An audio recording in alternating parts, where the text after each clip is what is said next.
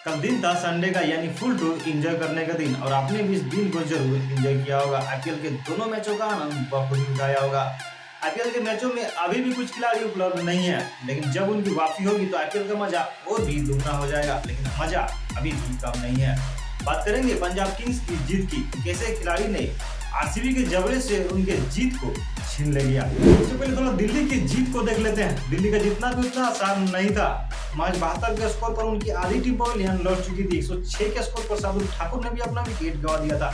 शार्दुल ठाकुर जो बेहद ही आक्रामक अंदाज से बल्लेबाजी कर रहे थे, मैच 10 गेंदों पर 22 रन जड़ चुके थे, मगर अगली गेंद पर वो आउट हो जाते हैं। दिल्ली की उम्मीदें शार्दुल ठाकुर से टिकी हुई थी, मगर उनकी ये उम्मीदें नाउम्मीदगी में बदल जाती है। लेकिन किसे पता था कि दिल्ली की कोई और ही दो खिलाड़ी उम्मीद की किरण बनकर निकलेंगे और इस तरह मैच हवा की तरह उड़ा ले जाएंगे।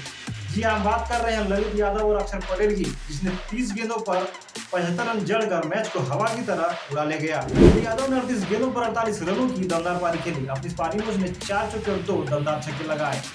वहीं अक्षर पटेल ने केवल 17 गेंदों पर 38 रनों की पारी खेली। अपनी पारी में अक्षर पटेल ने 2 चौके और 3 दमदार छक्के लगाए।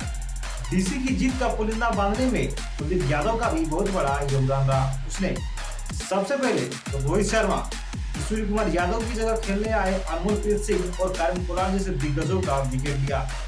इस मैच में उसने केवल 4 ओवर में 18 रन देकर 3 दिग्गजों का विकेट लिया।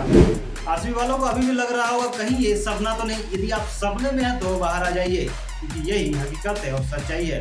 ये लोग अभी भी सोच रहे हैं कि स्कोर बोर्ड पर 200 टालने के बाद आरसीबी की ऐसी दुर्दशा, टेंशन क्यों लेने का, ये पहली बार नहीं है रे।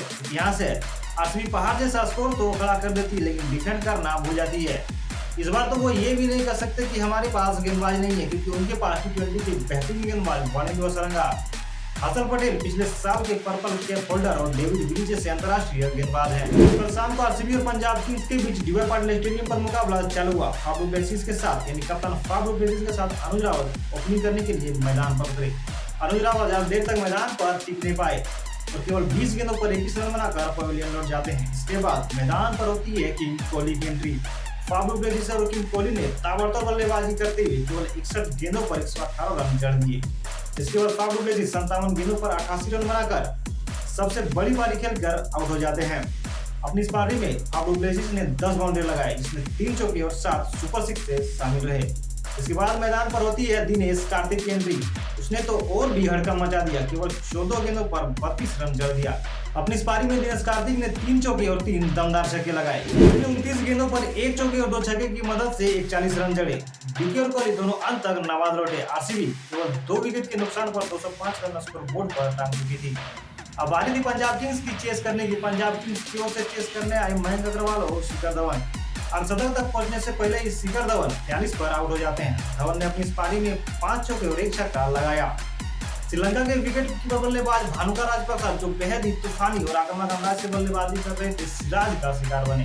भानुका राजपक्सा ने 42 गेंदों पर 43 रनों की आक्रामक पारी खेली। सिराज की अगली गेंद पर राजभव आउट हो जाते हैं और इसके अगले ही ओवर में मयंक अग्रवाल आउट हो जाते हैं। केवल 24 गेंदों पर 32 रन ही बना पाते हैं। पूरी तरीके से आरसीबी के कंट्रोल में था, लेकिन किसे पता था कि एक बल्लेबाज का तूफान आना अभी बाकी था।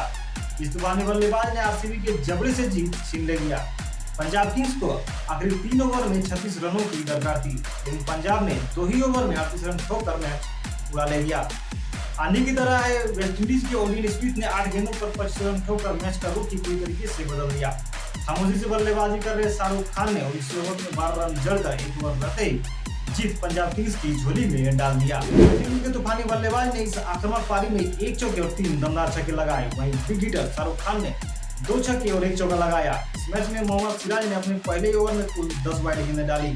अंतर्राष्ट्रीय स्तर पर इतना अच्छा प्रदर्शन करने वाला गेंदबाज यदि 10 वाइड गेंदें डाले तो यह सोचने वाली और एक बहुत बड़ी खामी है।